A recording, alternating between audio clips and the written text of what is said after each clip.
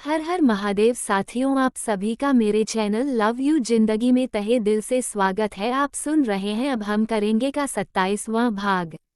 रणविजय ने नव्या का हाथ पकड़कर सीधे ईशानी के सामने ले जाकर खड़ा कर दिया। ईशानी को देखते ही नव्या की आंखें हैरत से खुली रह गई। उसने आंखों ही आंखों में रणविजय से कन्फर्म किया। रणविजय ने मुस्कुराते हुए अपनी पलकें झपकाईं। अब तो नव्या पूरे हक के साथ ईशानी का जायजा लेने लगी। वही पहले रणविजय और नव्या की एंगेजमेंट सुनकर और अब रणविजय के हाथों में नव्या का हाथ देखकर ईशानी को अब खुद को संभालना मुश्किल हो रहा था। पर नव्या तो जैसे ईशानी को तंग करने के ही मूड में थी। रणविजय से पूछने के बाद उसके चेहरे के एक्सप्रेशन बिल्कुल बदल गए थे। अपने चेहरे पर उसने गुस्से वाले एक्सप्रेशन बना लिए और घूरती हुई आंखों से ईशानी को देखते हुए अजब तरह से बोली, दिखने में तो अच्छी खासी हो, शक्ल भी ठीक ठाक है, लंबाई भी अच्छी है, बाल अच्छे ही हैं, आंखें भी बड़ी बड़ी सुंदर है। लेकिन एक बात बताओ, क्या ऊपर वाले ने अपनी सारी कारीगरी तुमको बनाने में ही खर्च कर दी और इतनी फुर्सत से तुमको बनाया कि उसे तुम्हारे ऊपर का हिस्सा देने का समय ही नहीं बचा? ऊपर का हिस्सा तुम्हारा बिल्कुल खाली रखा है। आई एम सॉरी, पर आप ऐसा क्यों बोल रही हैं? ईशानी ने ना समझने वाले एक्सप्रेशन के साथ पूछा। ऐसा क्यों बोल रही हैं? तुम्हारे हाव भाव को देखकर तो ऐसा ही लग रहा है। तुम्हें पता नहीं तुमने क्या किया है, नव्या फुल एटीट्यूड के साथ बोली।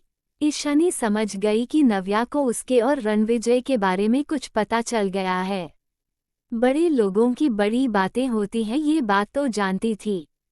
यहाँ पर नव्या से उलझने का सीधा मतलब था कि अपने हाथों से पार्टी में अपनी बेइज्जती करवा लेना। यहाँ पर कॉर्पोरेट सेक्टर के बड़े बड़े लोग आए थे। नव्या का तो कुछ नहीं बिगड़ता, पर ईशानी सबके नज़रों में आ जाती, 0.0, जिससे उसके फ्यूचर को भी खतरा हो सकता है। रणविजय से तो बात बाद में भी हो सकती थी और अब बात करने का मतलब ही क्या रह गया था। ईशानी किसी तरह से इस सिचुएशन से निकलना चाहती थी, लेकिन अपने इस दिल का क्या करती जो रणविजय के बिछड़ने के गम से ही डूब रहा था। रणविजय को तो जैसे इन सब चीज़ों का कोई मतलब ही नहीं रह गया था। वो अभी भी खुश दिखाई पड़ रहा था। क्या रणविजय की बातें और वादे खोखले और कमजोर थे? ईशानी को समझ ही नहीं आ रहा था। रणविजय को खुश देखकर ईशानी की रही सही आशा भी डूब रही थी। किसी तरह से बड़ी मुश्किल से उसने खुद को संभालते हुए नव्या की बातों को इग्नोर करते हुए नव्या को बधाई दी।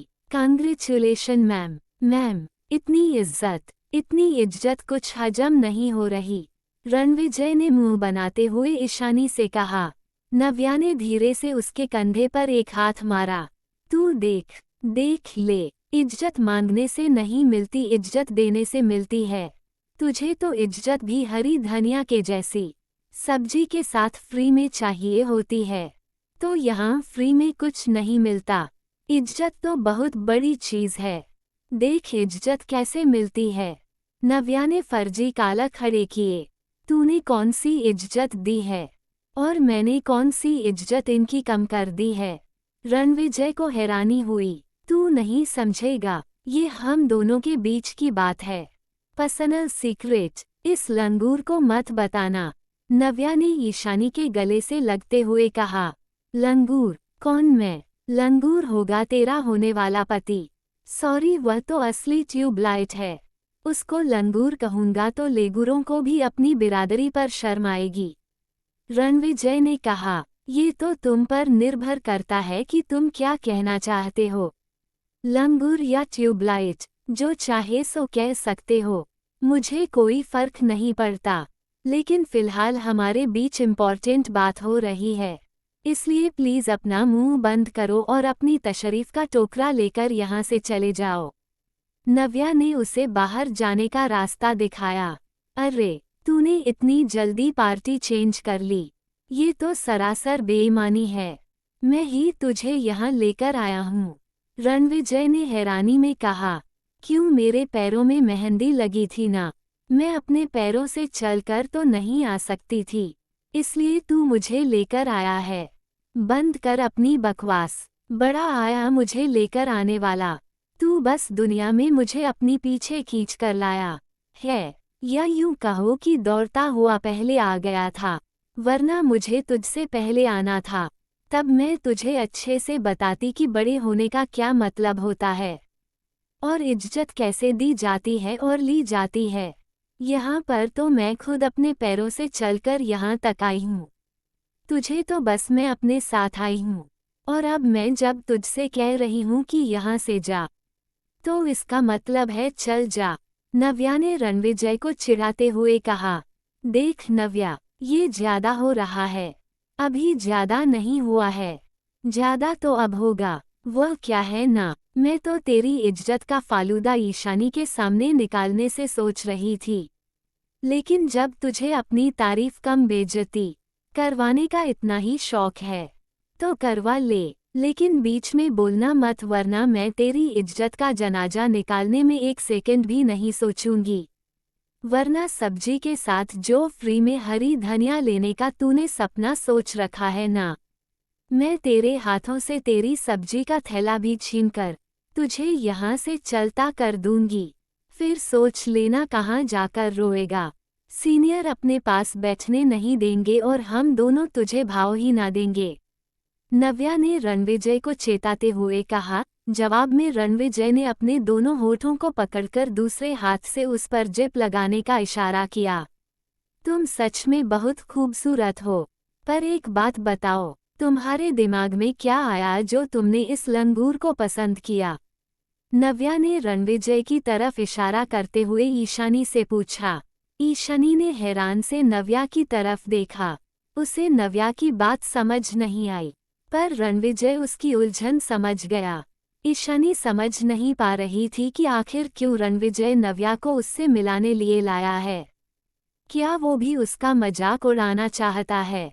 रणविजय होठों पर मुस्कुराहट खेल गई। अब तक ईशानी का डूबा हुआ चेहरा रणविजय को अंदर तक कचोट रहा था, पर अब जब सब कुछ ठीक हो गया था तो वो ईशानी को छेड़ने के मूड में था। तू ठीक ही कह रही है नव्या, मुझे भी कुछ ऐसा ही लगता है, रणविजय ने कहा। क्या? नव्या ने अपनी आंखें छोटी की। तुझे पता भी है तू क्या कह रहा है? अगर ये तुझसे गुस्सा हुई ना, तो मैं सच कह रही हूँ, मैं उसको मनाने में तेरी एक भी मदद नहीं करने वाली। तू खुद तो लंगूर है ही, साथ में इसको भी कम अक्ल बोल रहा है। नव्या को रणविजय की बात पर बहुत हैरानी हुई। उसने पहले ही हाथ खड़े कर दिए। अरे नहीं यार, मेरी इतनी हिम्मत की जो मैं इसे कम अक्ल बोलूं। ये तो स्कॉलर है, अपने कॉलेज की टॉपर है, और आज जो ये सक्सेस पार्टी हो रही है ना, इस सक्सेस के पीछे सिर्फ और सिर्फ इसी का दिमाग है। फिर रणविजय ईशानी की तरफ मुड़ा। ऐसे तो तुम्हारा दिमाग बिजनेस के काम में, पढ़ाई में बहुत चलता है, लेकिन यहाँ पार्टी में आने से पहले क्या अपना दिमाग घर में रख कर आई हो? तुम कहना क्या चाहते हो? साफ साफ कहो, नहीं तुम अपना मुंह बंद ही रखो, फिर जलेबी की तरह घुमाने लगोगे। आप बताएं, आप क्या कहना चाह रही हैं? ईशानी ने झिझकते हुए नव्या से पूछा। ईशानी, नव्या और रणविजय की बात सुनकर कोई सही निष्कर्ष नहीं निकल पा रही थी। समझ नहीं पा रही थी कि नव्या उससे इस तरह क्यों गले मिल रही है, और यह बात जानते हुए कि ईशानी रणविजय को पसंद करती हैं, नव्या ऐसा क्यों बोल रही है। ईशानी को अपना आत्मसम्मान सबसे ज्यादा प्यारा था। वो किसी भी हालत में ऐसा नहीं होने दे सकती थी। अब क्या करेगी ईशानी इस गलतफहमी के बादल को रणविजय कैसे दूर करेगा? जानने के लिए बने रहे अगले भाग तक। तब तक के लिए वीडियो को लाइक और चैनल को सब्सक्राइब करना ना भूलिए। खुश रहिए, स्वस्थ रहिए, हंसते रहिए और यही यूट्यूब पर मिलते रहिए। मिलते हैं अगले भाग के साथ। हर हर महादेव।